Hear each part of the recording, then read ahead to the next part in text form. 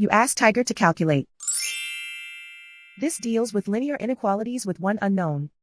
The final result is x smaller than 4. Let's solve it step by step. Isolate the x. Divide both sides by -5.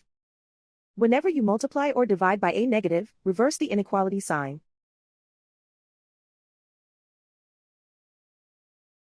Cancel out the negatives.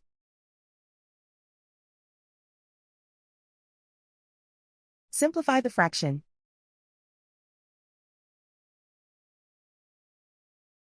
Cancel out the negatives.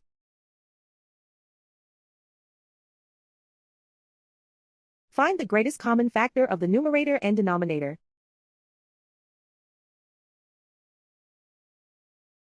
Factor out and cancel the greatest common factor.